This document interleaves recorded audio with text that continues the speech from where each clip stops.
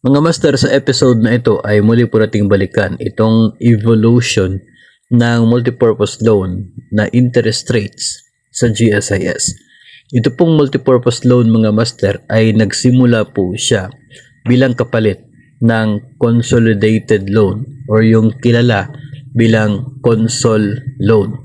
Nung pumasok po ako sa DepEd taong 2016, kilala na po itong console loan, and I'm sure marami na po sa inyo ang aware din po dito at familiar po sa loan offer na ito ng GSIS. Pero possible na iba sa inyo hindi po aware na nasa 12% per annum po ang interest rate ng console or consolidated loan. Pagkatapos po niya, nung hindi na po nag-offer ng console loan si GSIS, marami po siyang mga loan offers na consolidate into one. At dito po nagsimula ang MPL or multipurpose loan.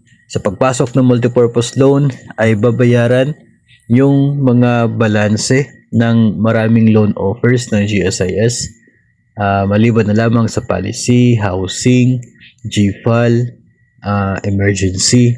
Yung mga ganyang uri po ay hindi po siya covered ng pag-consolidate. Noong nag-consolidate po ang maraming loans ng GSIS, naging multipurpose loan.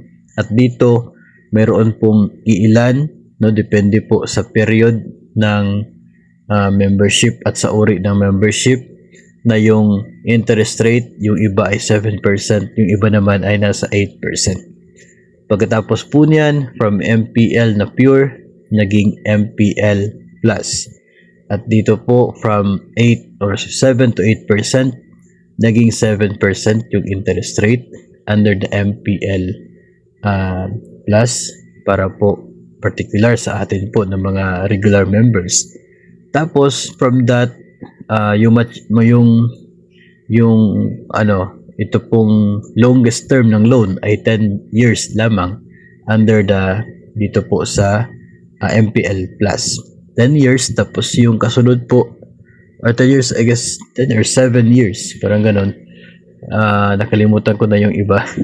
Tapos, yung kasunod po is nasa 5 years na term. Dahil po doon na medyo mababa lang yung loan term, ang ginawa po ay binago ng GSIS at naging MPL Flex.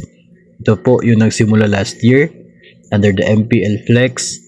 Up to 15 years na yung maximum na loan term ng ito pong GSIS MPL na ito. Tapos yung dating 5 years, naging 6 years na po siya, tumaas konti. So bumaba yung amortization, tumaas yung net take home pay.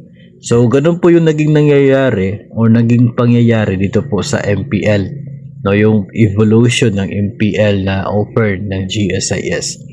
And I guess early this year ay naglabas itong President at General Manager ng GSIS ng ideya tungkol sa expanded MPL Flex, which is hindi pa available ngayon, wala pang guidelines, hindi pa po natin matalakay. Pero so far sa ngayon ay dito pa po itong MPL Flex, ito pa po yung available for the GSIS members. So, ganyan po, kung makikita po ninyo ay unti-unti pong bumababa yung interest rate ng MPL na offer ng GSIS.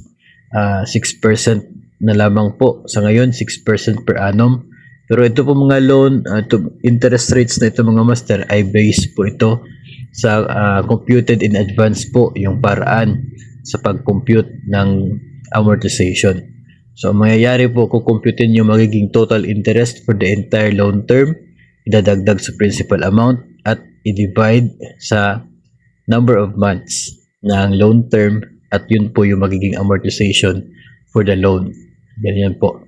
So, yun po yung evolution, and I'm sure na marami po sa inyo yung nag-aabang pa doon sa magiging future na offer ng GSIS na related po sa multipurpose loan, and hopefully the moment po na maging available ang anuman pong guidelines, agad po nating ipapaalam sa inyo para kayo po mismo yung pwedeng mag-decide kung iti-take mo ba ang loan offer na yan or you will continue with the MPL Flex?